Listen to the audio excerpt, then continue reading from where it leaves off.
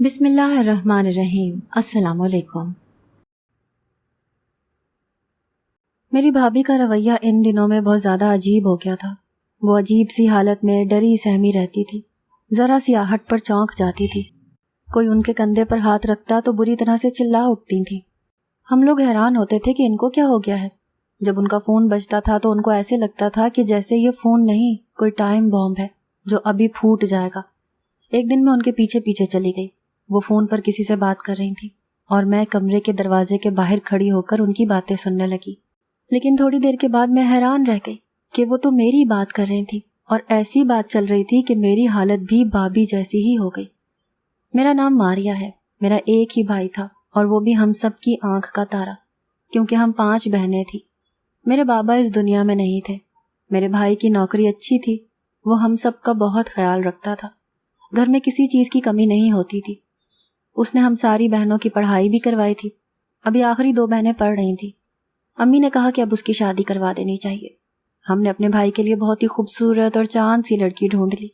ہماری بھابھی ہمارے خاندان کی نہیں تھی، باہر سے لے کر آئے تھے، کیونکہ ہمارے خاندان میں بھائی کی عمر کی کوئی بھی لڑکی نہیں تھی، ساری لڑکیاں چھوٹی تھیں، اور میرا بھائی کہتا تھا کہ میں نے اپنے سے چھوٹی عمر کی لڑکی سے شادی نہیں کرنی جو بہت ہی زیادہ چھوٹی ہو۔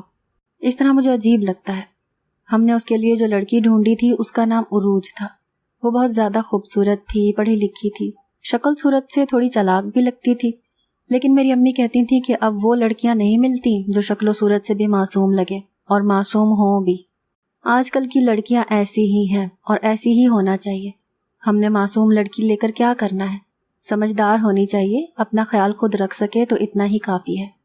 ہمیں لگا تھا کہ وہ تھوڑی بہت چالاک ہوگی، شاید اپنی بات منوانے والی، دیر سے اٹھنے والی، لیکن شکل کی اچھی تھی اور ہم چاہتے تھے کہ ہمارے بھائی کو اچھی لڑکی ملے۔ اس نے ہمارے لیے اتنا کیا تھا تو ہم اس کے لیے خوبصورت سی بھابھی تو تلاش کر ہی سکتے تھے، لیکن ہم لوگ تو پہلے دن ہی حیران رہ گئے جب اس نے کہا کہ آپ لوگوں نے ابھی تک یہ نہیں طے کیا کہ ہم نے ہنی مون پر کہاں جانا ہے۔ میرے بھائی نے کہا کہ ہم ہنی مون پر اگلے مہینے جائیں گے، تو اس بات پر وہ ناراض ہو گئی اور کہنے لگی کہ یہاں لوگوں کی شادی ہوتی ہے، وہاں ان کے ٹکٹ بک ہوئے پڑے ہوتے ہیں، صبح صبح اٹھ کر وہ ہنی مون کے لیے نکل جاتے ہیں۔ میں 1 مہینہ انتظار نہیں کروں گی، مجھے تو ابھی جانا ہے، اور مجھے جانا بھی اپنی مرضی کی جگہ پر ہے۔ میری ماں نے کہا کہ لے جاؤ نا، یہی تو دن ہوتے ہیں، پھر اس کے بعد کہاں وقت ملتا ہے، انسان بچوں میں الجھ کر رہ جاتا ہے، لے جاؤ جہاں بھی کہتی ہے۔ اس بات پر بھی میری بھابھی نے کہا کہ میں بچوں میں الجھنے والی نہیں ہوں، ابھی میری عمر ہی کیا ہے، مجھے تو ابھی زندگی انجوائے کرنا ہے۔ میری ماں خاموش ہو گئی، ویسے وہ میری بھابھی کی سائیڈ لے رہی تھی۔ میرے بھائی نے کہا کہ اچھا بتاؤ کہاں جانا ہے۔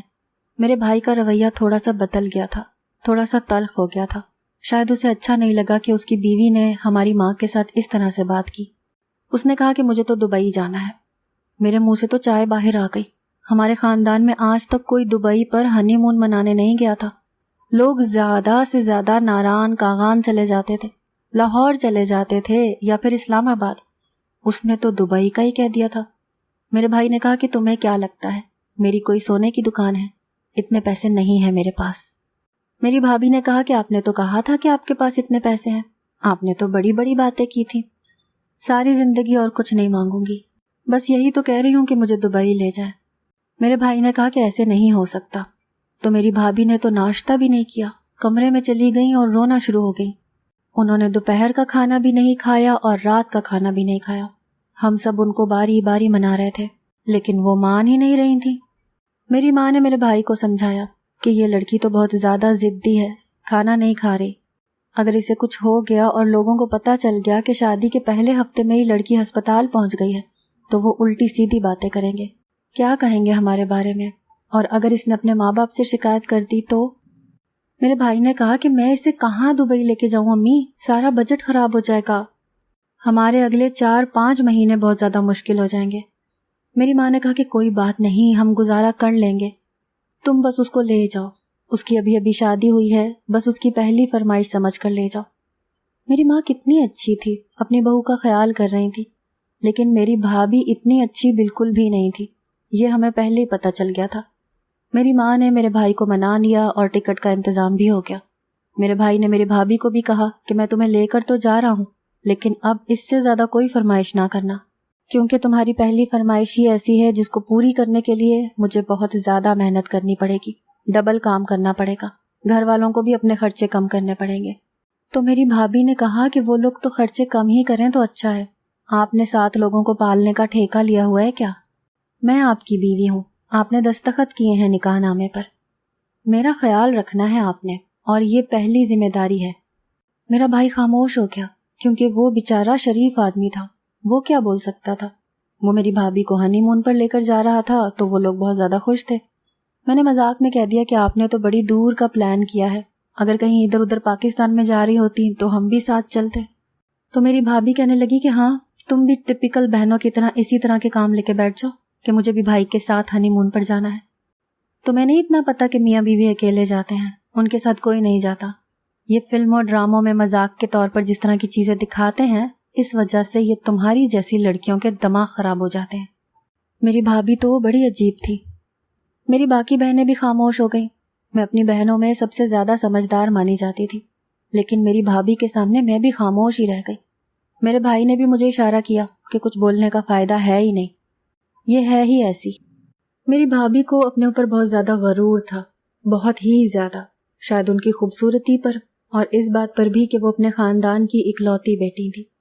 لیکن آپ اپنے پچھلے گھر میں جو بھی ہوں، اگلے گھر میں کوئی ذمہ داری ہوتی ہے جو آپ نے نبھانی ہوتی ہے۔ میں نے امی کو کہا کہ آپ نے اچھا نہیں کیا اس کی یہ بات مان کر، اب یہ ہمیشہ اپنی فرمائشیں منوایا کرے گی۔ میری امی کا کہنا تھا کہ ہم جتنا ہو سکے گا اتنا ہی کریں گے، ایک فرمائش اگر ایسی ہی کر ڈالے گی جو نہیں پوری ہو سکتی تو پھر نہیں کریں گے۔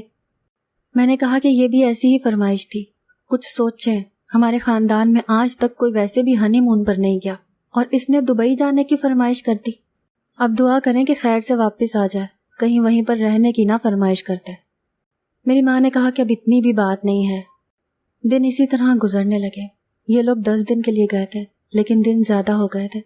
پہلے 1-2 دن تک ہمیں فون کر کے بتاتے رہے کہ سب کچھ ٹھیک ہے، بہت اچھا ہے، لیکن ابھی تو 7-8 دن سے ایک بھی فون نہیں آیا تھا۔ میری ماں نے کہا کہ بس اب تو واپس آنے کی تیاری کر رہے ہوں گے، لیکن 10 کی جگہ 20 دن گزر گئے۔ میں نے اپنی امی سے کہا کہ ضرور بھابھی نے پروگرام لمبا کروا لیا ہوگا، ان کا دل نہیں کر رہا ہوگا واپس آنے کا، جتنے پیسوں کا سوچ کے گئے ہیں اس سے زیادہ لگا کے آئیں گے اور ہمارے اگلے مہینے مشکل ہو جائیں گے۔ میری ماں نے کہا کہ تمہیں بولنے کی ضرورت نہیں ہے، گھر میں چلاتی ہوں، کچھ نہ کچھ کر لوں گی۔ میں نے کہا کہ دال روٹی تو ہم ہی کھائیں گے نا، جہاں گوشت پکتا تھا وہاں بھی سبزی کھانی پڑے گی۔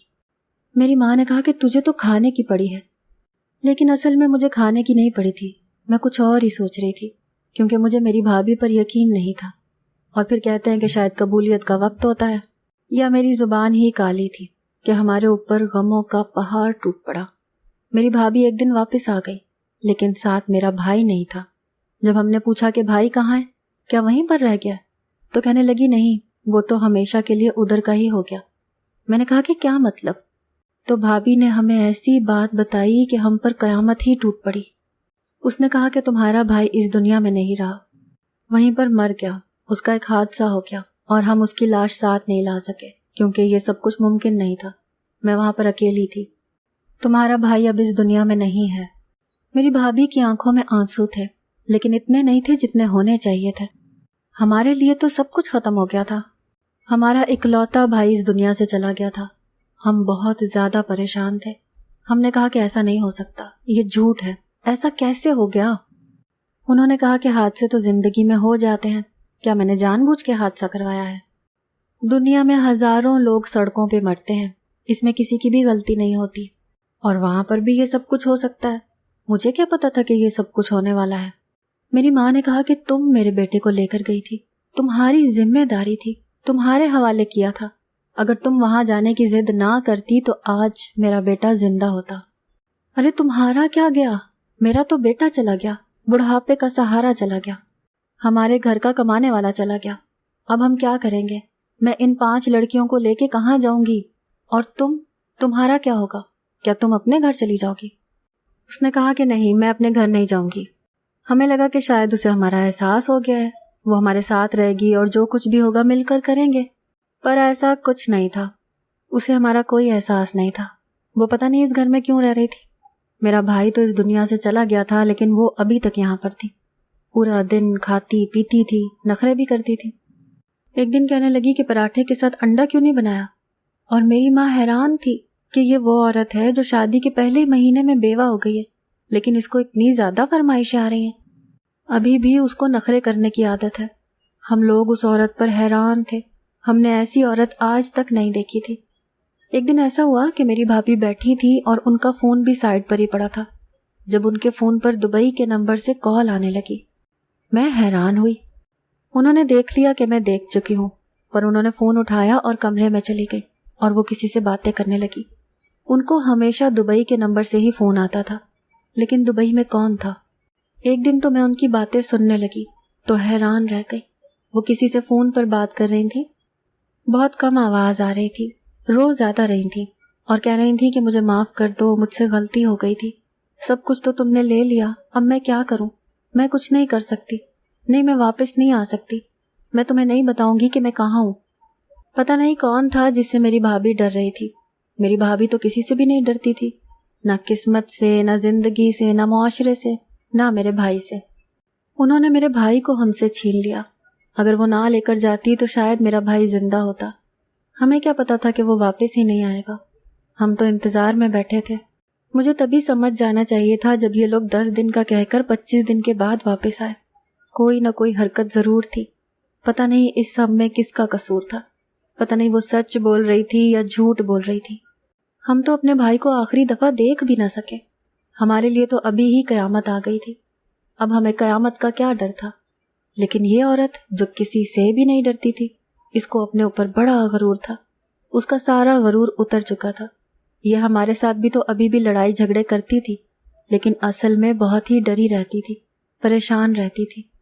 ایک دفعہ پھر سے میں نے اس کا فون سنا، وہ اس دفعہ بھی منتیں کر رہی تھی، کہہ رہی تھی کہ کسی کو انگلی پکڑاتے ہیں تو وہ بازو ہی پکڑ لیتا ہے، تم بھی ویسے ہی ہو، یہ کیا کر دیا تم نے میرے ساتھ، اب اور کتنا نقصان کرواؤ گے؟ نہیں، میں وہاں پر واپس نہیں آؤں گی، میں نہیں آؤں گی۔ شاید وہ شخص ان کو یہ کہہ رہا تھا کہ اگر تم نہیں آؤ گی تو میں تمہاری لوکیشن پتہ کروا لوں گا۔ میری بھابھی نے فون ہی توڑ دیا۔ جب فون ٹوٹنے کی آواز آئی تو میری ماں نے بھی سن لی، وہ کمرے میں آئی، میں بھی ان کے پیچھے پیچھے چلی گئی۔ انہوں نے کہا کہ آج کل تمہاری حرکتیں بہت عجیب ہیں، تم کیا کر رہی ہو؟ کیوں فون توڑ دیا تم نے؟ کیا چل رہا ہے؟ کیا اس سب کا تعلق میرے بیٹے سے ہے؟ تو میری بھابھی نے زور سے چلا کر کہا کہ آپ کا بیٹا اس دنیا میں نہیں ہے، وہ مر چکا ہے، اب وہ کبھی واپس نہیں آنے والا، اور کسی بھی چیز کا تعلق ایک مرے ہوئے انسان سے نہیں ہوتا، کیونکہ وہ اس دنیا سے جا چکا ہوتا ہے۔ میرے اپنے مسئلے مسائل ہیں۔ میری ماں نے کہا کہ اگر تم نے اس گھر میں رہ کے ہماری مدد بھی نہیں کرنی، کچھ بھی نہیں کرنا، تو تم یہاں پر کیوں بیٹھی ہو؟ چلی جاؤ یہاں سے۔ اس نے کہا کہ میں نہیں جاؤں گی، اور ویسے بھی ساری زندگی میں یہاں نہیں بیٹھوں گی، لیکن ابھی نہیں جاؤں گی۔ آپ کے بیٹے کی بیوہ بن کر مجھے اپنی زندگی برباد نہیں کرنی۔ میں بھی جوان ہوں، میں پھر سے شادی کر لوں گی۔ میری ماں نے تو کانوں کو ہاتھ لگا لیا اور رونا شروع کر دیا کہ یہ کس قسم کی عورت ہے، اسے تو کسی بات کی پرواہ ہی نہیں تھی۔ اور ادھر ہمارا رو رو کے برا حال تھا، جبکہ اس بات میں 2 مہینے ہونے والے تھے۔ بھلا اپنے لوگوں کا غم کوئی وقت کے ساتھ بھول جاتا ہے کیا؟ کہتے ہیں کہ وقت بہت بڑا مرہم ہے، لیکن کسی معاملے میں یہ بات غلط بھی ثابت ہوتی ہے۔ ہمارا بھائی ہمارا واحد سہارا تھا، ہماری آنکھوں کا تارا تھا۔ ہمارے ساتھ جو کچھ بھی ہو رہا تھا اب ساری زندگی وہی ہونے والا تھا۔ ہمارے گھر کے حالات بہت برے ہو گئے تھے۔ میرے بھائی کی کچھ جمع پونجی تھی، وہی استعمال ہو رہی تھی، لیکن وہ کب تک استعمال ہوتی؟ اس نے میری ماں کے لیے زیور بنائے تھے، ہم بہنوں کے لیے سونے کی چیزیں بنائی تھیں، آہستہ آہستہ وہ بھی بکنے لگی۔ جب ہم نے بھابھی سے کہا کہ آپ کو بھائی نے سونے کا سیٹ دیا تھا تو وہ واپس دے دیں کیونکہ گھر کے حالات بہت برے ہیں، تو کہنے لگی کہ کیوں واپس دے دوں، تمہارے بھائی نے مجھے دیا تھا، اس کی آخری نشانی ہے۔ میری ماں نے کہا کہ وہ بندہ اس دنیا سے چلا گیا، تمہیں کوئی پرواہ ہی نہیں ہے، اس کی نشانی کو کیوں دل سے لگا کر بیٹھی ہو؟ واپس کر دو، کیا کرو گی تم؟ تمہارے تو ماں باپ ہیں، تم تو دوسری شادی کر لو گی، ہمارا تو کوئی بھی نہیں ہے۔ ہمارے پیسے ہمارے پاس واپس آ جائیں گے تو ہمارے کچھ دن اچھے گزر جائیں گے۔ میں نے امی کو کہا تھا کہ میں نوکری کروں گی، کیونکہ میں پڑھی لکھی تھی، میں نوکری تلاش کر رہی تھی، لیکن مجھے نوکری مل نہیں رہی تھی۔ جو مجھ سے چھوٹی بہن تھی اور اس سے جو چھوٹی بہن تھی، ان دونوں نے مل کر گھر میں بچوں کو ٹیوشن پڑھانا شروع کر دیا تھا۔ وہاں سے تھوڑے بہت پیسے آ رہے تھے، میرے پاپا کی پینشن بھی آتی تھی، لیکن ہم لوگ اتنے زیادہ تھے اور آج کل اتنی مہنگائی تھی کہ گزارا نہیں ہوتا تھا۔ بہنوں کی شادی ابھی تو کرنی تھی، جن بہنوں کی پڑھائی جاری تھی ان کے بہت زیادہ خرچے تھے۔ ہمارا بھائی بہت اچھے پیسے کماتا تھا، اسی لیے دوسری بہنوں کو پڑھائی چھڑوانی پڑی۔ اب اگر ان کو پرائیویٹ کالج سے نکالتے تو ان کا 1 سال ضائع ہو جاتا، لیکن وہ بیچاری کہہ رہی تھیں کہ ہمارا بے شک 1 سال ضائع کر دو، لیکن ہم کسی پر بوجھ نہیں بننا چاہتے، ہمیں گورنمنٹ کے کالج میں بھجوا دو، ہم وہیں بیٹھ کر پڑھائی کر لیں گے۔ لیکن میری بھابھی کو کسی بات کا احساس نہیں ہو رہا تھا۔ انہوں نے وہ سیٹ ہمیں واپس نہیں کیا اور کہا کہ میں تو واپس نہیں کروں گی۔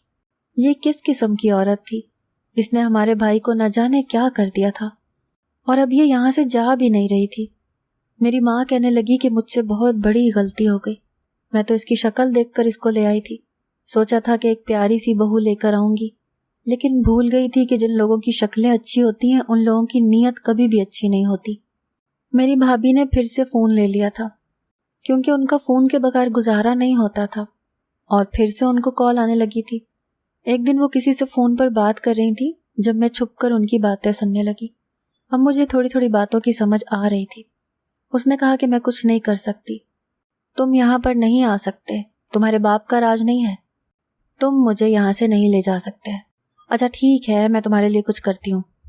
کافی دیر بات کرنے کے بعد انہوں نے جیسے کوئی نتیجہ نکالا اور انہوں نے کہا کہ میری ایک نند ہے، وہ بہت زیادہ جوان ہے، تم اس کو لے جاؤ، میری جگہ اس کو اپنے پاس رکھ لو، وہ تمہیں بہت زیادہ خوش رکھے گی۔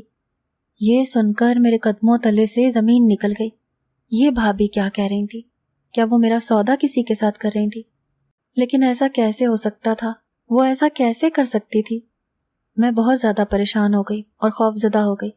میں اپنے کمرے میں بیٹھی تھی جب دروازے پر دستک ہوئی۔ میں بری طرح ڈر گئی۔ میری ماں نے کہا کہ پتہ نہیں باہر کچھ لوگ آئے ہیں، میں تو ان کو جانتی نہیں ہوں۔ میں نے کہا کہ امی خدا کے لیے دروازہ نہ کھولنا اور ان کو میرے کمرے میں نہ آنے دینا، وہ لوگ مجھے لے جائیں گے۔ میری ماں نے کہا کہ کیا ہو گیا تمہیں؟ کیا ہو گیا؟ میں نے کہا کہ کیا وہ لوگ مجھے لینے آئے ہیں؟ بھابھی نے میرا سودا کر دیا ہے، وہ لوگ مجھے لے جائیں گے۔ میری ماں حیران رہ گئی، پریشان ہو گئی کہ یہ کیسی باتیں کر رہی ہو، لیکن اصل میں وہ لوگ کچھ اور معاملے پر بات کرنے آئے تھے۔ انہوں نے کہا کہ آپ کے بیٹے نے انشورنس کروا رکھی تھی، اب وہ اس دنیا میں نہیں ہے، اسی لیے اس کی انشورنس کے پیسے دینے کے لیے آئے ہیں۔ میرے بھائی نے 70 لاکھ روپے کی انشورنس کروائی تھی۔ ہم لوگ یہ سن کر حیران رہ گئے۔ میری ماں کی آنکھوں میں آنسو آ گئے کہ بیچارہ جاتے جاتے بھی ہمارا بھلا کر کے چلا گیا۔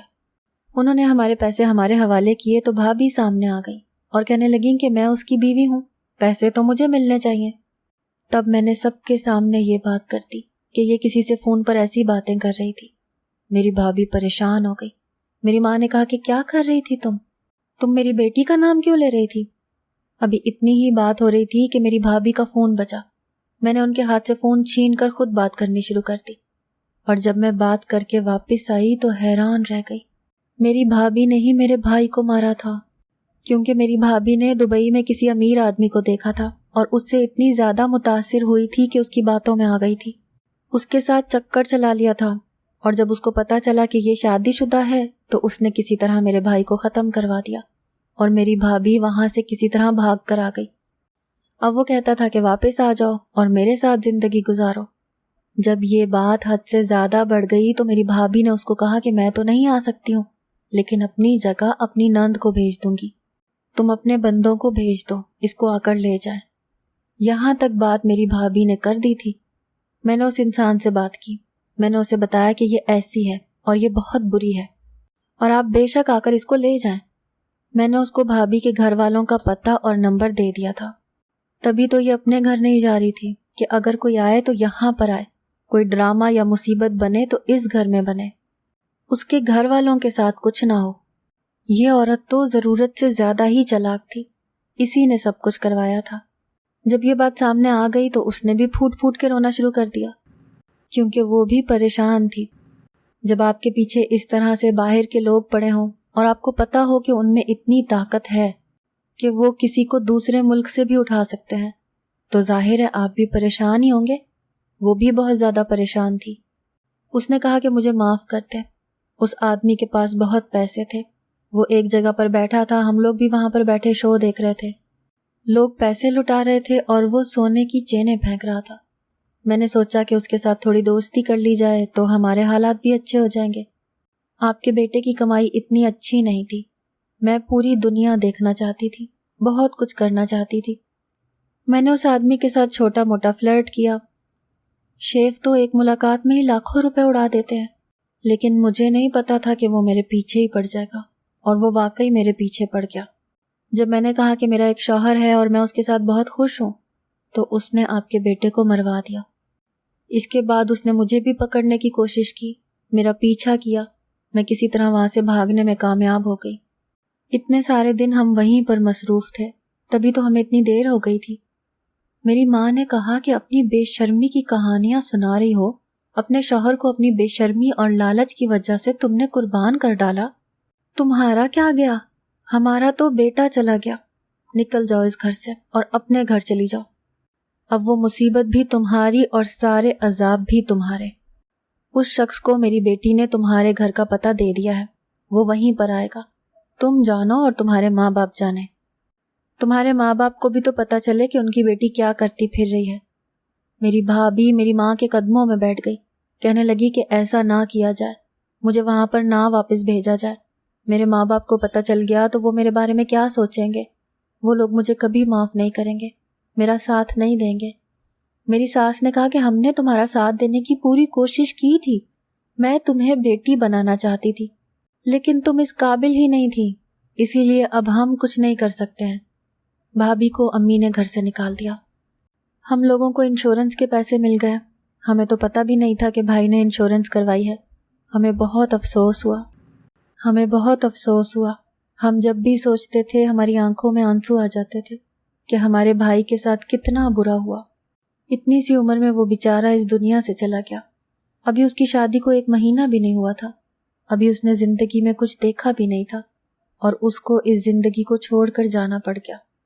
ہم نے ان پیسوں سے چھوٹا موٹا کاروبار شروع کر لیا، ہمارے گھر کے حالات اچھے ہو گئے، میری بھی شادی ہو چکی ہے، اس بات کو 8 سال ہو گئے ہیں۔ باقی بہنوں کی بھی پڑھائی پوری ہو گئی ہے اور دونوں بہنوں کے بھی رشتے طے ہو رہے ہیں۔ ہمارا گھر اچھے طریقے سے چل رہا ہے، میری ماں نے اور میں نے مل کے سب کچھ سنبھال لیا۔ میرا شوہر بھی اچھا ہے، وہ بھی ہمارا ساتھ دیتا ہے، اور جو کاروبار ہم نے ان پیسوں سے بنایا ہے اس کو وہی سنبھالتا ہے۔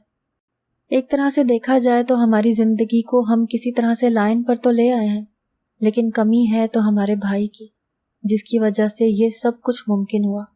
اس کو بڑا شوق تھا ہماری شادیاں دیکھنے کا، ہماری خوشیاں دیکھنے کا، لیکن وہ اس دنیا میں نہیں رہا۔ میری بھابھی کے ساتھ کیا ہوا یہ ہمیں نہیں پتا، کیونکہ اس کے بعد سے ہمیں اس کی کوئی خبر نہیں ملی۔ ہمیں اتنا پتا چلا تھا کہ اس کے ماں باپ کو اس کے بارے میں سب کچھ پتا چل گیا تھا، اور انہوں نے بھی اس کا ساتھ دینے سے انکار کر دیا تھا۔ اس کے بعد اس کے ساتھ کیا ہوا یہ ہم نہیں جانتے، اور ہم جاننا بھی نہیں چاہتے۔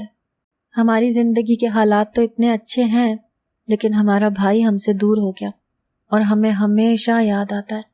ہم ہمیشہ اس کو یاد کرتے رہیں گے، اس کے لیے دعا کرتے رہیں گے، اور لوگوں کو یہی کہنا چاہوں گی کہ ایک عورت کیسے پورے خاندان کو برباد کر دیتی ہے۔ اسی لیے اپنے گھر میں کسی بھی عورت کو بلانے سے پہلے اس کی اچھی طرح چھان بین کریں، اس کو دیکھیں کہ وہ کیسی ہے۔ آج کل تو شکلوں سے ہی پتہ چل جاتا ہے کہ کون کیسا ہے، ہمیں بھی پتہ چل گیا تھا، لیکن ہم تو اس کی خوبصورتی دیکھ کر پاگل ہو گئے تھے، اور یہی ہماری سب سے بڑی غلطی تھی۔ اگر آپ کو ہماری آج کی کہانی پسند آئی ہے تو اسے لائک کریں، شیئر کریں اور چینل کو سبسکرائب کرنا مت بھولیے گا۔